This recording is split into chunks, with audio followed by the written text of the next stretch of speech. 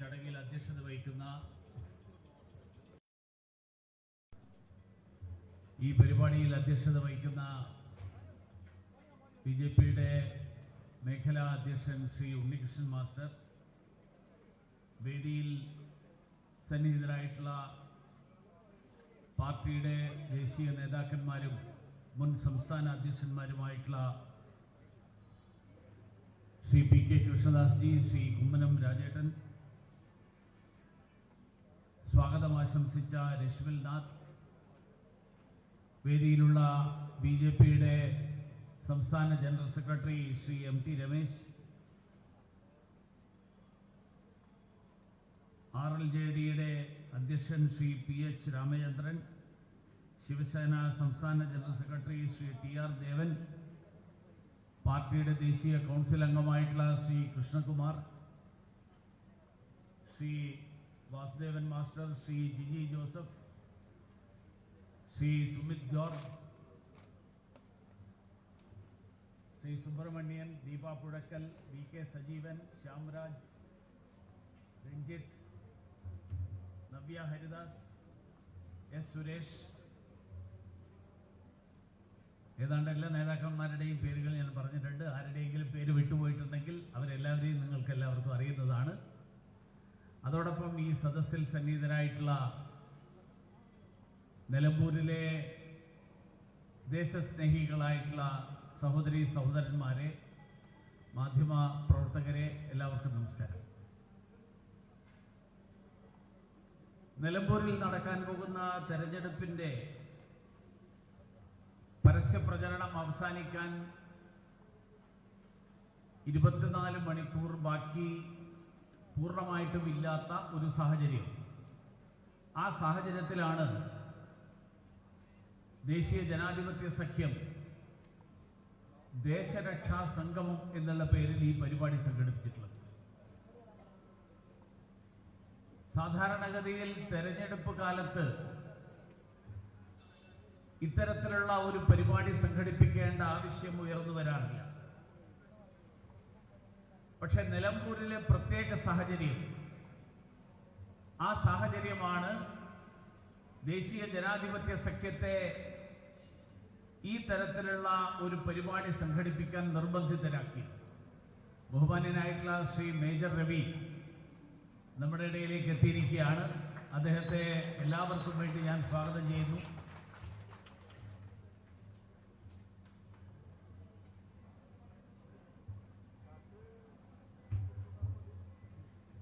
അപ്പൊ ഞാൻ പറഞ്ഞതുപോലെ ഒരു പ്രത്യേക സാഹചര്യത്തിലാണ് ഈ തരത്തിലുള്ള ഒരു ദേശരക്ഷാ സംഗമം സംഘടിപ്പിക്കേണ്ട ഒരു സാഹചര്യം സൃഷ്ടിക്കപ്പെട്ടിട്ടുള്ളത്. തെരഞ്ഞെടുപ്പുകൾ നമ്മുടെ രാജ്യത്ത് ജനാധിപത്യ രാജ്യം എന്നുള്ള നിലയിൽ ഓരോ 5 വർഷവും നിയമസഭയിലേക്കും ലോക്സഭയിലേക്കും തെരഞ്ഞെടുപ്പ് നടക്കും. തദ്ദേശ സ്വയംഭരണ സ്ഥാപനങ്ങളിലേക്കുള്ള തെരഞ്ഞെടുപ്പ് നടക്കും. പക്ഷെ ആ തെരഞ്ഞെടുപ്പുകൾ കക്ഷി രാഷ്ട്രീയത്തിന്റെ മത്സരം എന്നുള്ള നിലയിൽ ജനങ്ങൾക്ക് വേണ്ടി ആരാണ് ഏറ്റവും കൂടുതൽ ക്ഷേമപ്രവർത്തനങ്ങൾ സംഘടിപ്പിക്കുക, ജനങ്ങളുടെ ജീവിതം സുഖകരമാക്കാൻ വേണ്ടിയിട്ടുള്ള പ്രവർത്തനം സംഘടിപ്പിക്കുക എന്നുള്ളതാണ് തെരഞ്ഞെടുപ്പുകളിൽ ചർച്ച ചെയ്യപ്പെടുന്ന വിഷയം. പക്ഷെ ഈ തെരഞ്ഞെടുപ്പിൽ ദൗർഭാഗ്യവശാൽ ജനങ്ങളുടെ ക്ഷേമം എന്നുള്ളതിനപ്പുറത്തേക്ക് ഈ രാജ്യത്തിന്റെ അഖണ്ഡതയെയും ഈ രാജ്യത്തിന്റെ ദേശീയതയെയും അംഗീകരിക്കാത്ത, ഈ രാജ്യത്തിന്റെ അഖണ്ഡതയെയും ദേശീയതയെയും ചോദ്യം ചെയ്യുന്ന ശക്തികളെ കൂട്ടുപിടിച്ചുകൊണ്ട് ഭരണമുന്നണി, കേരളത്തിൽ ഭരണം നടത്തുന്ന മുന്നണിയും പ്രതിപക്ഷത്തിരിക്കുന്ന മുന്നണിയും, കോൺഗ്രസിന്റെയും കമ്മ്യൂണിസ്റ്റ് പാർട്ടികളുടെയും നേതൃത്വത്തിലുള്ള മുന്നണി, ആ 2 മുന്നണികളും ഈ നാടിന്റെ സുരക്ഷയെ പോലും അവഗണിച്ചുകൊണ്ടുള്ള ഒരു സമീപനം ഈ തെരഞ്ഞെടുപ്പിൽ സ്വീകരിച്ച പശ്ചാത്തലത്തിലാണ് ദേശീയ ജനാധിപത്യ സഖ്യം ഇന്ന് ഈ നാട്ടിലെ ജനങ്ങളെ തെരഞ്ഞെടുപ്പുകളേക്കാൾ പ്രാധാന്യമുള്ളതാണ് നാടിന്റെ സുരക്ഷ എന്നുള്ളത് ചൂണ്ടിക്കാണിച്ചുകൊണ്ട് ഈ പരിപാടി സംഘടിപ്പിച്ചിട്ടുള്ളത്. ഈ അടുത്ത കാലത്ത് നമുക്കെല്ലാവർക്കും അറിയാം, പെഹൽഗാമിലെ ഭീകരാക്രമണത്തിന് ശേഷം ഇന്ത്യ നടത്തിയ പാകിസ്ഥാനിനകത്തേക്ക് ചെന്ന് ഭീകരവാദികളുടെ താവളങ്ങൾ ആക്രമിച്ച് തകർക്കുന്ന നടപടി, ആ നടപടിക്ക് ശേഷം ഇന്ത്യൻ പാർലമെന്റിന്റെ നേതൃത്വത്തിൽ 59 പാർലമെന്റ് അംഗങ്ങളും അതോടൊപ്പം നയതന്ത്ര വിദഗ്ധന്മാരും ഒക്കെ ആയിട്ടുള്ള ആളുകൾ 33 രാജ്യങ്ങൾ സന്ദർശിക്കാനുള്ള തീരുമാനമെടുത്തപ്പോ അതിൽ 7 സംഘങ്ങളിൽ 3 സംഘങ്ങളുടെ നേതൃത്വം പ്രതിപക്ഷ പാർട്ടികളുടെ നേതാക്കന്മാരായിരുന്നു. ശ്രീമാൻ ശശി തരൂർ, ശ്രീമതി സുപ്രിയ സുലെ, ശ്രീമതി കനിമൊഴി, ഇവരൊക്കെ ഭാരതീയ ജനതാ പാർട്ടിയെയോ ദേശീയ ജനാധിപത്യ സഖ്യത്തെയോ പിന്തുണയ്ക്കുന്ന ആളുകളല്ല. ഇവരെല്ലാവരും ഭരണകക്ഷിയെ പാർലമെന്റിനകത്തും പുറത്തും നിശിതമായിട്ട് വിമർശിക്കുന്ന ആളുകളാണ്. പക്ഷേ നാടിന്റെ സുരക്ഷയ്ക്ക് വേണ്ടിയിട്ട്, നാടിന്റെ താല്പര്യങ്ങൾ മുറുകെ പിടിക്കാൻ വേണ്ടിയിട്ടുള്ള ഒരു തീരുമാനമെടുത്തപ്പോൾ ഇവരുടെ നേതൃത്വത്തിൽ അടക്കമുള്ള 7 സംഘങ്ങൾ ലോകത്തിന്റെ വിവിധ ഭാഗങ്ങളിൽ പോയി. അവരോട് പലരോടും ചോദിച്ചു, നിങ്ങൾ ഈ തരത്തിലുള്ള ഒരു സംഘത്തിന്റെ നേതൃത്വം ഏറ്റെടുത്തതിന്റെ പശ്ചാത്തലം, രാഷ്ട്രീയമായിട്ടുള്ള അഭിപ്രായ വ്യത്യാസങ്ങൾക്കപ്പുറത്ത് നാടിന്റെ സുരക്ഷ, ആ നാടിന്റെ സുരക്ഷയ്ക്ക് പരമപ്രാധാന്യം നൽകുന്നത് കൊണ്ടാണ് ഞങ്ങൾ ആ തരത്തിൽ ഒരു പാർലമെന്ററി സംഘത്തിന് നേതൃത്വം നൽകിക്കൊണ്ട് വിദേശ രാജ്യങ്ങളിൽ പോയത് എന്നവർ ചൂണ്ടിക്കാണിച്ചു. ഞാൻ പറഞ്ഞു വന്നത്, തെരഞ്ഞെടുപ്പുകൾ നമ്മുടെ ജനാധിപത്യ സംവിധാനത്തിൽ അത് അതിന്റെ അവിഭാജ്യമായിട്ടുള്ള ഘടകമാണ്. പക്ഷേ തെരഞ്ഞെടുപ്പുകൾക്ക് അപ്പുറത്ത് ഈ നാട് നിലനിൽക്കണം, ഈ രാജ്യത്തിന്റെ ഐക്യം നിലനിൽക്കണം, ഈ രാജ്യത്തെ, ഈ നാട്ടിലെ സാമുദായികമായിട്ടുള്ള സൗഹാർദ്ദം നിലനിൽക്കണം. അതിനെയൊക്കെ തകർക്കുന്ന തരത്തിൽ തെരഞ്ഞെടുപ്പുകളുടെ പ്രചരണം മാറുമ്പോൾ രാജ്യസ്നേഹികളായിട്ടുള്ള ആളുകൾക്ക്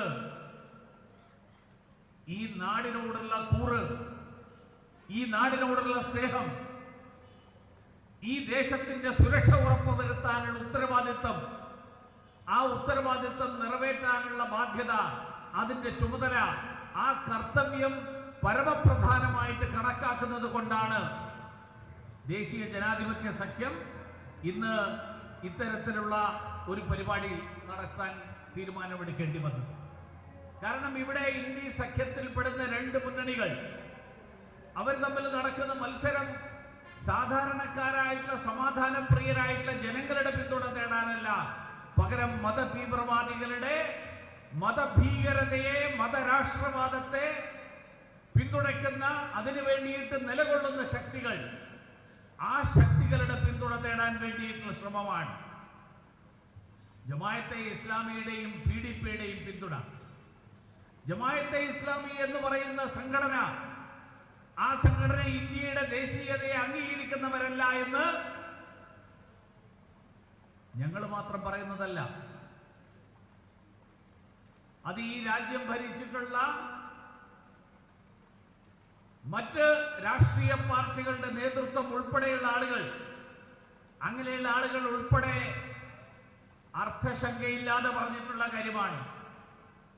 ഈ കേരളം ഭരിച്ച UDF സർക്കാരിന്റെ നേതൃത്വത്തിൽ ഉമ്മൻചാണ്ടി മുഖ്യമന്ത്രിയായിരുന്ന കാലത്ത്, ശ്രീമാൻ രമേശ് ചെന്നിത്തല ആഭ്യന്തരമന്ത്രിയായിരുന്ന കാലത്ത് 2014 ജനുവരി 18-ന് UDF സർക്കാർ ഹൈക്കോടതിയിൽ സമർപ്പിച്ച സത്യവാങ്മൂലം, ആ സത്യവാങ്മൂലത്തിൽ കൃത്യമായിട്ട് പറഞ്ഞിട്ടുള്ളതാണ്.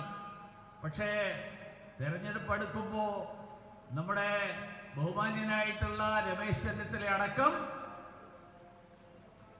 അത് പറഞ്ഞതപ്പടി വിഴുങ്ങുന്ന ഒരു സാഹചര്യം. കാരണം ഞാൻ മനസ്സിലാക്കുന്നത്, ഇന്ന് രമേശ് ചെന്നിത്തല ഇവിടെ പറഞ്ഞു എന്നാണ്, ഞങ്ങൾ അവരുടെ ഭൂതകാലമോ ഭാവിയോ വർത്തമാനമോ ഒന്നും പരിശോധിക്കേണ്ട കാര്യം ഞങ്ങൾക്കില്ല. അതിനർത്ഥം എന്താ? രമേശ് ചെന്നിത്തല തന്റെ സ്വന്തം നിലപാടുകളെ നിഷേധിക്കുന്നു എന്ന് മാത്രമല്ല, ഇതിനു മുൻപുള്ള 2 കോൺഗ്രസ് സർക്കാരുകൾ, ഇന്ദിരാഗാന്ധിയുടെ നേതൃത്വത്തിലുള്ള സർക്കാരും നരസിംഹറാവു നേതൃത്വത്തിലുള്ള സർക്കാരും, ആ 2 സർക്കാരും ജമാഅത്തെ ഇസ്ലാമിയെ നിരോധിച്ച സർക്കാരുകളാണ്. അപ്പൊ രമേശ് ചെന്നിത്തല തള്ളിപ്പറയുന്നത് കോൺഗ്രസിന്റെ ചരിത്രമാണോ? രമേശ് ചെന്നിത്തലയും വി ഡി സതീശനും തള്ളിപ്പറയുന്നത് ഇന്ദിരാഗാന്ധിയുടെയും നരസിംഹറാവുവിന്റെയും നേതൃത്വത്തിലുള്ള സർക്കാരുകൾ എടുത്ത സമീപനങ്ങളാണോ? അതോ കഴിഞ്ഞ കാലങ്ങളിലെ കോൺഗ്രസിന്റെ നിലപാടുകൾ മുഴുവൻ തെറ്റായിരുന്നു എന്നാണോ ചൂണ്ടിക്കാണിക്കാൻ ആഗ്രഹിക്കുന്നത്? ജമാഅത്തെ ഇസ്ലാമി എങ്ങനെ രൂപീകരിക്കപ്പെട്ടു എന്ന് നമുക്കറിയാം. ലോകത്തിലെ വിവിധ രാജ്യങ്ങളിൽ ഇന്നും നിരോധിത സംഘടനയായിട്ട് നിലനിൽക്കുന്ന മുസ്ലിം ബ്രദർഹുഡ് ആഗോള ഇസ്ലാമിക രാഷ്ട്രം സ്ഥാപിക്കലാണ്. അതിനു വേണ്ടിയിട്ട് അക്രമത്തിലൂടെയാണെങ്കിൽ പോലും എതിരാളികളെ മുഴുവൻ തന്നെ ഉന്മൂലനം ചെയ്തിട്ടാണെങ്കിലും ഇസ്ലാമിക രാഷ്ട്രം സ്ഥാപിക്കണം എന്നുള്ള നിലപാടെടുത്തിട്ടുള്ള മുസ്ലിം ബ്രദർഹുഡ്, അത് രൂപീകരിക്കപ്പെട്ടിട്ടുള്ള ഈജിപ്തിലടക്കം നിരോധിക്കപ്പെട്ടിട്ടുള്ള സംഘടന, നിരവധി രാഷ്ട്ര തലവന്മാരുടെ ഹത്യക്ക് കാരണമായിട്ടുള്ള സംഘടന, ആ പ്രസ്ഥാനത്തിൽ നിന്ന് പ്രേരണ ഉൾക്കൊണ്ടുകൊണ്ട് രൂപീകരിക്കപ്പെട്ടിട്ടുള്ള ജമാഅത്തെ ഇസ്ലാമിയെ നെഞ്ചോട് ചേർത്തുകൊണ്ട് ഈ തെരഞ്ഞെടുപ്പിൽ വിജയിക്കാൻ വേണ്ടിയിട്ട് ഈ നാടിന്റെ ഐക്യവും അഖണ്ഡതയും അല്ല ഞങ്ങൾക്ക് പ്രധാനം, പകരം കേരളത്തിന്റെ നിയമസഭയുടെ കാലാവധി അവസാനിക്കാൻ 8 മാസം ബാക്കിയിരിക്കെ ആ 8 മാസക്കാലത്തേക്കൊരു നിയമസഭാംഗത്തെ ഉണ്ടാക്കുകയാണ് ലക്ഷ്യമെന്ന് പറഞ്ഞാൽ, അങ്ങനെ പറയുന്നവരുടെ ഈ നാടിനോടുള്ള കൂറാണോ അവർക്ക് പ്രധാനം, അതോ അധികാരത്തിന്റെ അപ്പക്കഷണങ്ങളാണോ എന്നുള്ള ചോദ്യം? ഈ ചോദ്യമാണ് ഈ നാട്ടിലെ സാധാരണക്കാരന്റെ, ഈ നാടിനോട് കൂറുള്ളവരുടെ മനസ്സിൽ വരുന്നത്. ഒരുപക്ഷെ നിലമ്പൂരിലെ മുസ്ലിം ജനസാമാന്യത്തെ ഇതുപോലെയുള്ള ചെപ്പടി വിദ്യകളിലൂടെ സ്വന്തം പിന്തുണയിലേക്ക്, സ്വന്തം കൊടിക്കീഴിലേക്ക് കൊണ്ടുവരാമെന്നുള്ള തെറ്റിദ്ധാരണയിലായിരിക്കും. ഞങ്ങൾ അതിൽ വിശ്വസിക്കുന്നില്ല. ഈ രാജ്യത്തെ മുസ്ലിം സമൂഹത്തിന്റെ മുഴുവൻ അവരെല്ലാവരും തന്നെ ആഗോള ഇസ്ലാമിക രാഷ്ട്രത്തിന്റെ സ്ഥാപനത്തിന് വേണ്ടിയിട്ട്, ആഗോള ഇസ്ലാമിക സാമ്രാജ്യം, ആ സാമ്രാജ്യത്തിന്റെ ഭാഗമാകാൻ വേണ്ടിയിട്ട് ഇന്ത്യയുടെ അഖണ്ഡതയെ തള്ളിപ്പറയുന്നവരാണ് എന്ന് ഞങ്ങളൊന്നും ഒരിക്കൽ കരുതുന്നില്ല. പക്ഷേ അങ്ങനെയാണ് ഇവിടുത്തെ മുസ്ലിം സമൂഹത്തിൽപ്പെടുന്ന മുഴുവൻ ആളുകളും എന്ന് തെറ്റിദ്ധാരണ ഉണ്ടാക്കാൻ ഉതകുന്ന തരത്തിൽ ഉള്ള സമീപനം, ആ സമീപനമാണ് കോൺഗ്രസും മുസ്ലിം ലീഗിന്റെയും നേതൃത്വത്തിലുള്ള സർക്കാർ, നേതൃത്വത്തിലുള്ള മുന്നണി സമീപനം എടുത്തിട്ടുള്ളത്. ഇതിനെക്കുറിച്ച് വിശദീകരിക്കാൻ പോലും തയ്യാറാകാതെ, ഇതിനെക്കുറിച്ച് ന്യായീകരിക്കാൻ പോലും തയ്യാറാകാതെ, ഇതിന്റെ കാരണം പറയാൻ പോലും തയ്യാറാകാതെ കോൺഗ്രസിന്റെ ദേശീയ നേതാവ് എന്ന് പറയുന്ന കോൺഗ്രസിന്റെ അഖിലേന്ത്യാ ജനറൽ സെക്രട്ടറിമാര് 2 പേര് കഴിഞ്ഞ ദിവസങ്ങളിൽ ഇവിടെ ഉണ്ടായിരുന്നു. ഒരാള് മലയാളി, വേറൊരാള് ഈ നിയോജക മണ്ഡലത്തെ പ്രതിനിധീകരിക്കുന്ന ആൾ. അവർ 2 പേരും എന്താ ഈ കാര്യത്തിൽ മൗനം പാലിക്കുന്നത്?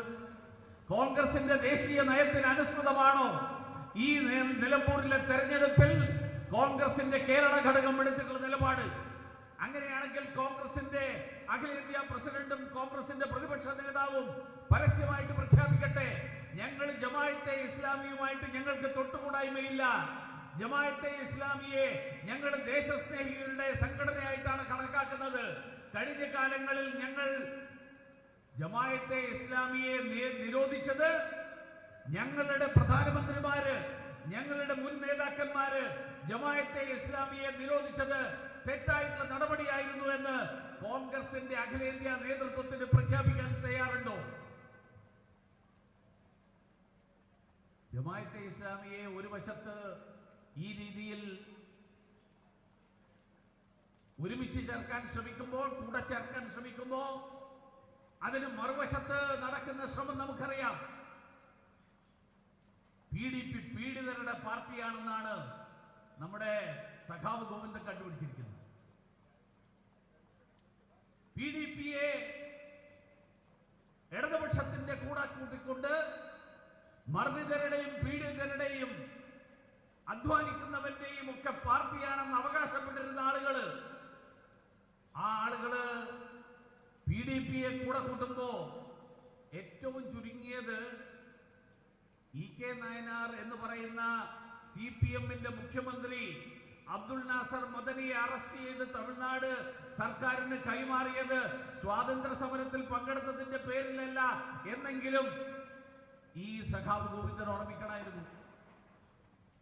മാത്രമല്ല, ഈ അടുത്ത കാലത്ത് ഇറങ്ങിയ പുസ്തകമുണ്ടല്ലോ, നമ്മുടെ P. ജയരാജൻ, PJ ആർമിയുടെ നേതാവ്, P. ജയരാജൻ ഇറക്കിയ പുസ്തകത്തില് കേരള മുസ്ലിം രാഷ്ട്രീയം, രാഷ്ട്രീയ ഇസ്ലാം വളരെ വ്യക്തമായിട്ട് പറയുന്നത് എന്താ? ബാബറി മസ്ജിദ് സംഭവത്തിന് ശേഷം മദനിയുടെ നേതൃത്വത്തിൽ കേരളത്തിൽ തീവ്രവാദ ചിന്ത പടർത്തുന്ന പ്രസംഗങ്ങൾ ഇസ്ലാമിക് സ്വയം സേവക് സംഘിലൂടെ മുസ്ലിം യുവാക്കൾക്ക് ആയുധ ശേഖരവും ആയുധ പരിശീലനവും നൽകിയ നടപടികൾ കേരളത്തിന്റെ സാമുദായിക അന്തരീക്ഷത്തെ, കേരളത്തിലെ മതസൗഹാർദ്ദത്തെ, കേരളത്തിലെ സമാധാന അന്തരീക്ഷത്തെ, ആ അന്തരീക്ഷത്തെ തകർക്കുന്നതിൽ എന്ത് പങ്കുവഹിച്ചു എന്ന് വളരെ വ്യക്തമായിട്ട് ചൂണ്ടിക്കാണിച്ചിട്ടുണ്ട്. ആ P. ജയരാജൻ ഇപ്പോഴും മാർക്സിസ്റ്റ് പാർട്ടിയുടെ സംസ്ഥാന കമ്മിറ്റി അംഗമല്ലേ? അപ്പൊ ആ PDP നിങ്ങളുടെ തന്നെ പാർട്ടിയുടെ നേതാവ് എഴുതിയിരിക്കുന്ന നിലപാട്, ആ നിലപാടിനോട് നിങ്ങൾക്ക് യോജിപ്പില്ലെങ്കിൽ ഒന്നുകിൽ ആ എഴുതിയ ആളോട് പറയണം, നിങ്ങൾക്ക് ഞങ്ങളുടെ പാർട്ടിയുടെ സമീപനത്തോട് യോജിക്കാത്ത സാഹചര്യത്തിൽ നിങ്ങൾക്ക് ഈ പാർട്ടിയിൽ തുടരാനുള്ള അർഹതയില്ല. മാത്രമല്ല, ഇന്നലെ ബഹുമാന്യനായിട്ടുള്ള മുഖ്യമന്ത്രി ഇവിടെ അദ്ദേഹം പഞ്ചായത്ത് തോറും നടന്ന് പ്രസംഗിക്കുക. അദ്ദേഹം ഇന്നലെ പറഞ്ഞിരിക്കുന്നത് സയണിസത്തിന്റെ ഇരട്ടകളാണ് RSS. എനിക്കറിയില്ല അദ്ദേഹത്തിന് ആരാണ് ഈ RSSനെ കുറിച്ചിട്ടുള്ള സ്റ്റഡി ക്ലാസ്, അവരുടെ പാർട്ടി സ്റ്റഡി ക്ലാസ് എടുത്തു കൊടുത്തത്. എന്താണ് RSS എന്ന്, എന്താണ് സയണിസം എന്ന് ഒരു ധാരണയും ചരിത്രബോധവും ഇല്ലാത്ത ഒരു മുഖ്യമന്ത്രി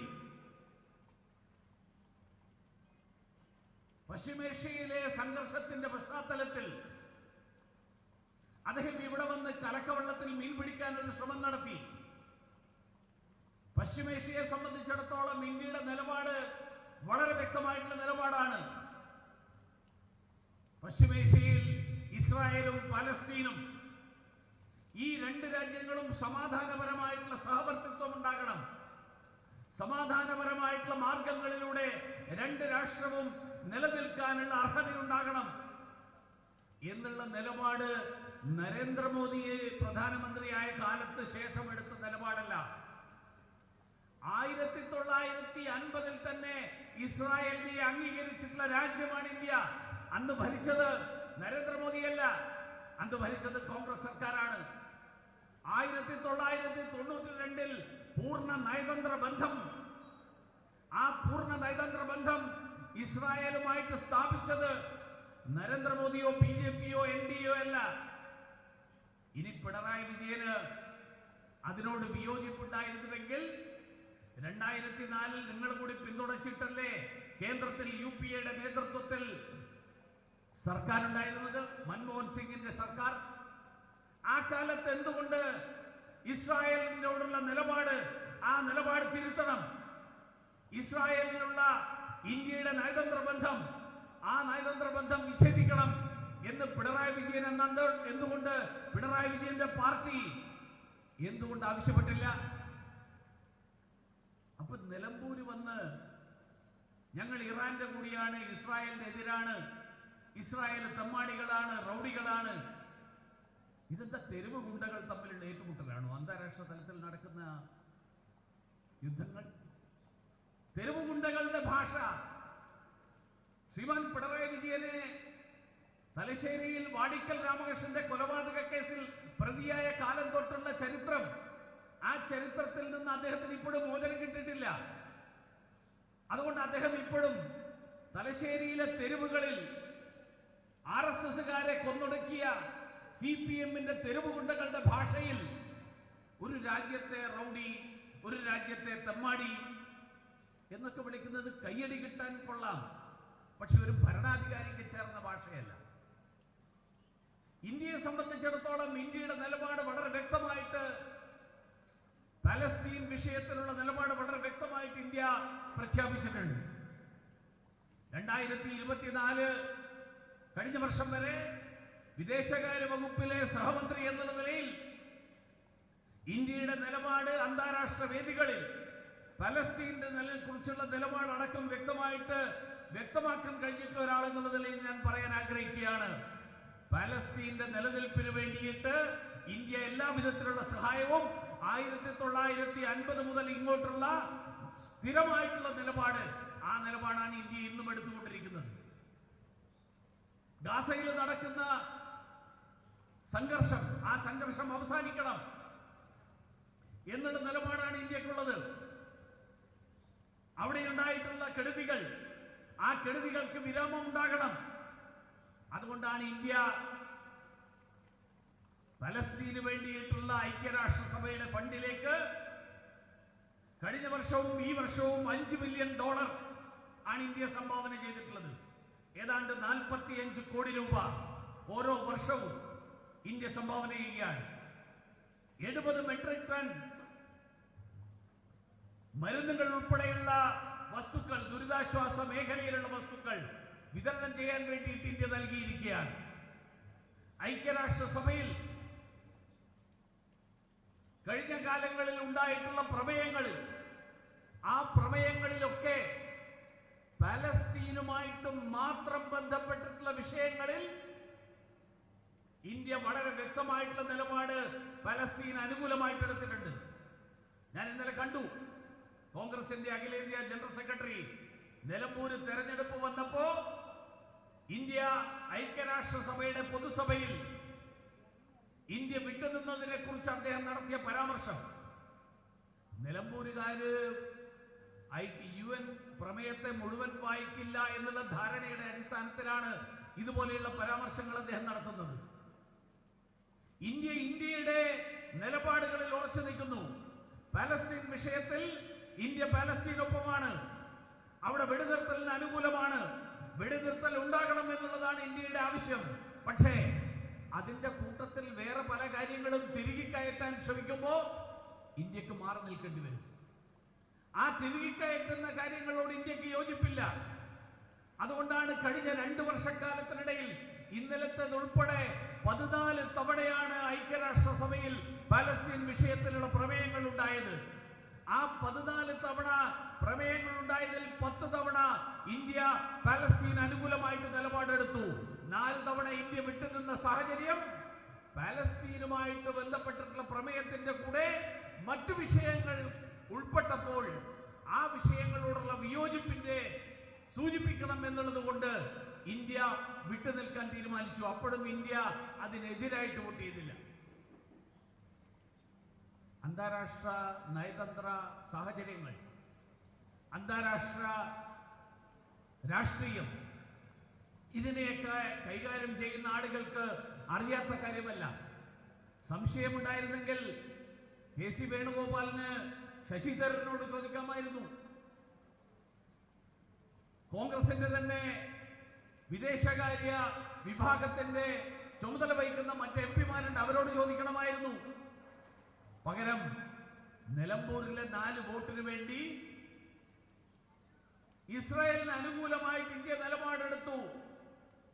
ഇസ്രായേലിലെ ആക്രമണത്തിന്റെ ഫലമായിട്ട് ഗാസയിൽ പീഡിപ്പിക്കപ്പെടുന്ന ജനസമൂഹം, ആ ജനസമൂഹത്തിനെതിരായിട്ട് നിലപാടെടുത്തു എന്ന് തെറ്റിദ്ധരിപ്പിക്കാൻ ശ്രമിക്കുന്നത്, ഞാൻ നേരത്തെ പറഞ്ഞ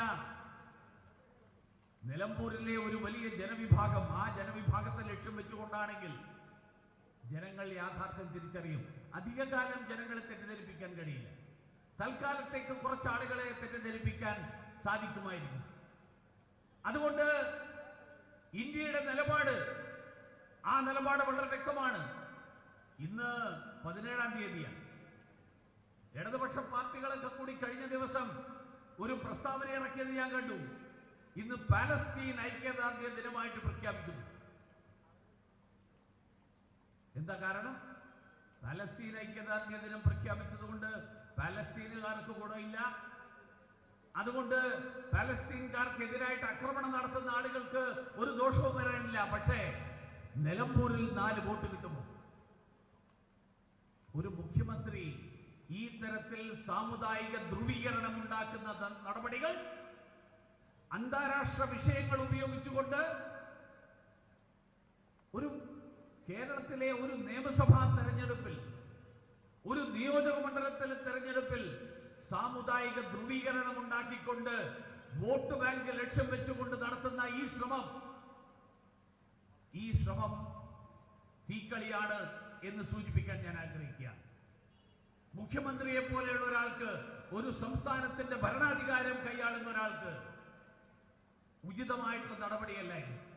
പിന്നെ പിണറായി വിജയൻ ഒരുപക്ഷെ കണ്ടുപഠിച്ചിട്ടുണ്ടാവുക, പണ്ട് ഇറാഖ് യുദ്ധത്തിന്റെ തൊട്ടുപിറകെ കേരളത്തിൽ ജില്ലാ പഞ്ചായത്ത് തെരഞ്ഞെടുപ്പ് നടന്നപ്പോ സദ്ദാം ഹുസൈൻ മരണപ്പെട്ടതിനെ ഇടതുപക്ഷ മുന്നണിക്ക് വോട്ട് കിട്ടാനുള്ള ആയുധമാക്കി മാറ്റിയ രാഷ്ട്രീയ തന്ത്രം, ആ രാഷ്ട്രീയ തന്ത്രം ഒരിക്കൽ കൂടി പയറ്റി നോക്കാം എന്നുള്ളതാണെങ്കിൽ പിണറായി വിജയനെ ഓർമ്മിപ്പിക്കാൻ ഞാൻ ആഗ്രഹിക്കുന്നത് ചരിത്രം ഒരിക്കലും ആവർത്തിക്കാറില്ല എന്നുള്ളതാണ്.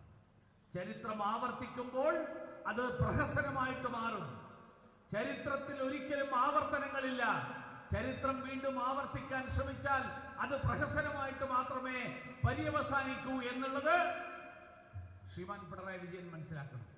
അദ്ദേഹം ഇന്നലെയും മിനിയാന്നൊക്കെ ഇവിടെ വന്നപ്പോ നമ്മളൊക്കെ പ്രതീക്ഷിച്ചത്, ഞാൻ ഉൾപ്പെടെയുള്ള ആളുകൾ, ധാരാളം ആളുകൾ പ്രതീക്ഷിച്ചിട്ടുണ്ടാവുക, കേരളം ഭരിക്കുന്ന മുഖ്യമന്ത്രി 9 കൊല്ലമായിട്ട് തുടർച്ചയായിട്ട് ഭരിക്കുക. ഒരുപക്ഷെ കേരളത്തിന്റെ ചരിത്രത്തിൽ ഇന്ന് വരെ ആരും 9 വർഷക്കാലം തുടർച്ചയായിട്ട് ഭരിച്ചിട്ടുണ്ടാവും. തുടർച്ചയായിട്ട് 9 വർഷക്കാലം തുടർച്ചയായിട്ട് ഭരിച്ച സർക്കാരുകൾ ഉണ്ടാവും. പക്ഷേ ഒരു മുഖ്യമന്ത്രി 9 വർഷക്കാലം ഭരിച്ചിട്ടുള്ള ചരിത്രം എന്റെ രാഷ്ട്രീയ ചരിത്രത്തിന്റെ ഓർമ്മയിലിരിക്കും.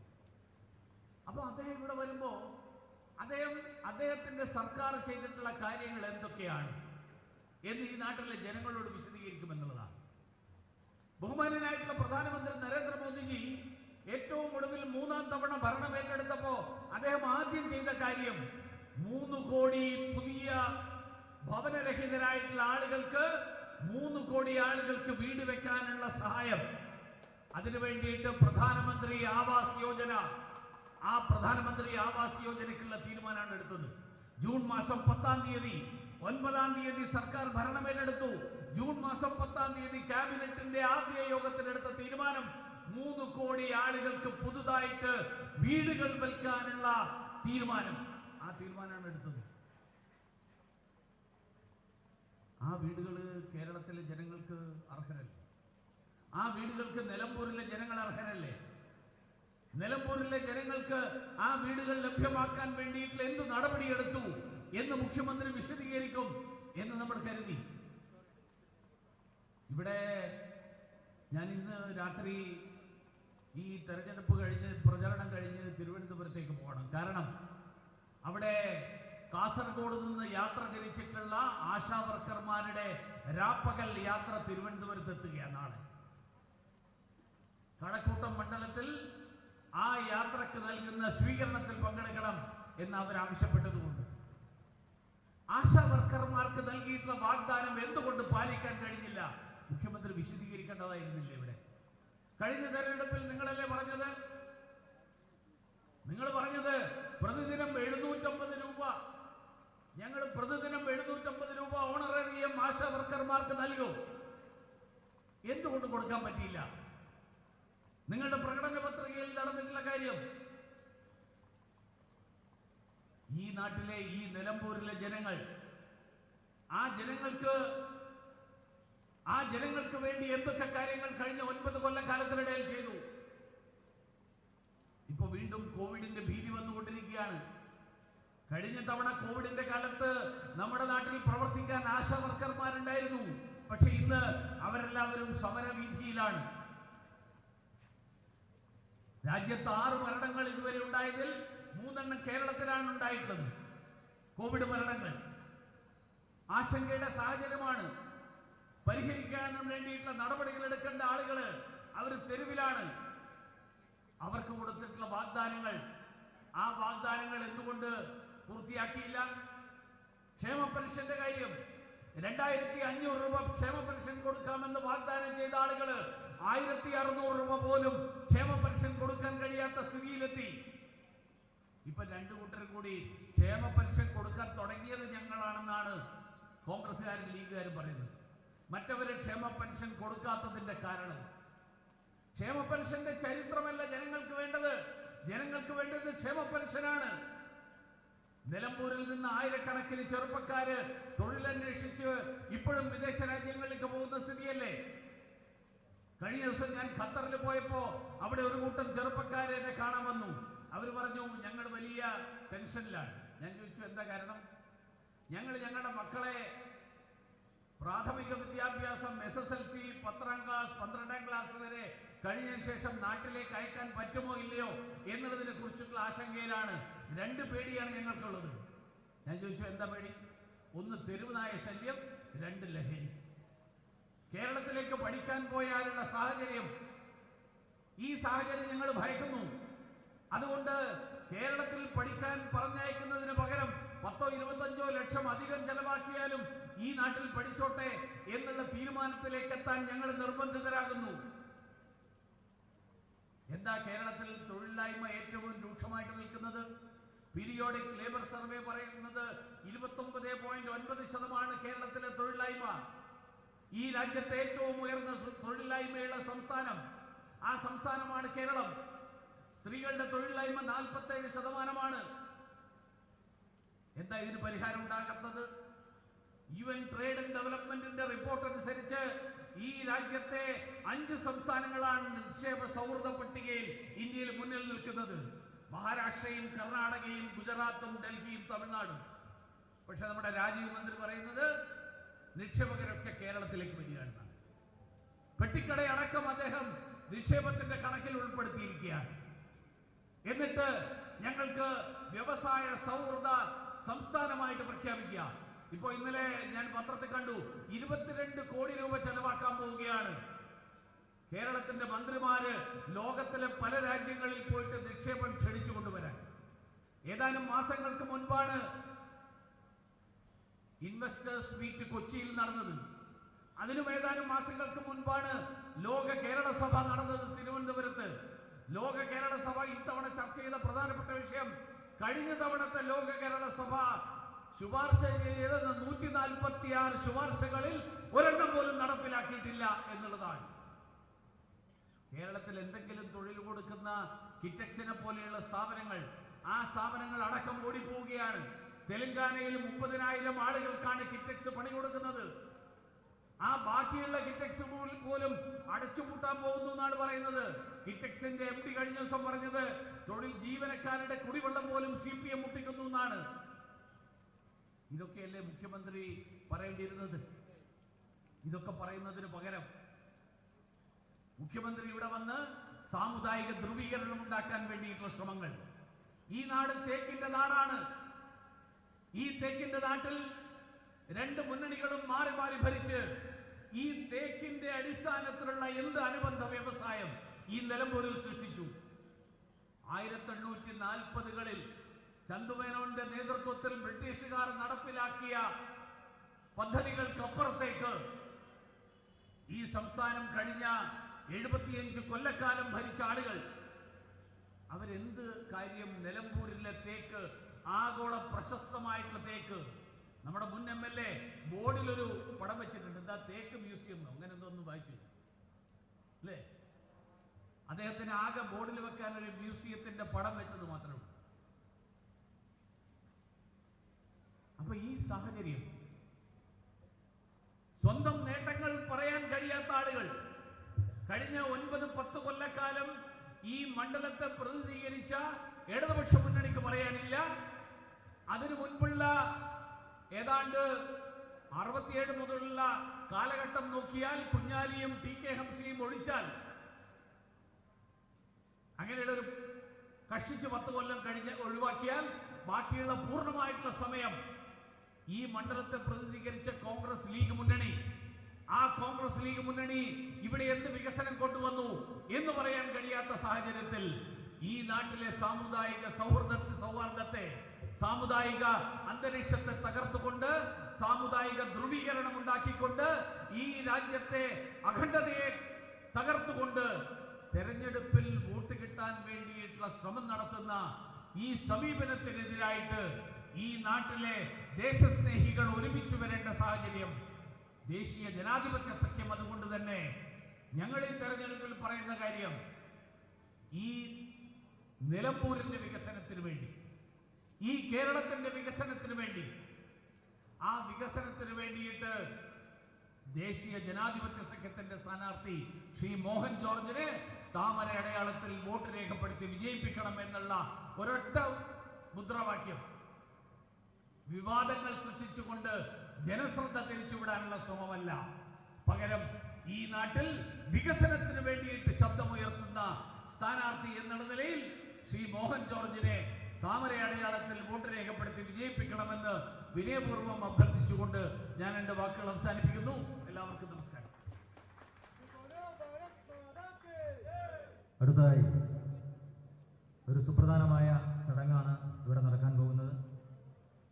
നമുക്കെല്ലാവർക്കും അറിയാം, കഴിഞ്ഞ ദിവസം രാജ്ഭവനിൽ ഗവർണർ ഭാരതമാതാവിൻ്റെ ചിത്രം വെച്ചുകൊണ്ട് പുഷ്പാർച്ചന നടത്തിയപ്പോൾ CPIയുടെ മന്ത്രി രാജൻ ആ ചടങ്ങിൽ ഞാൻ പങ്കെടുക്കില്ല എന്ന് പറഞ്ഞുകൊണ്ട് മാറിയിരുന്നു.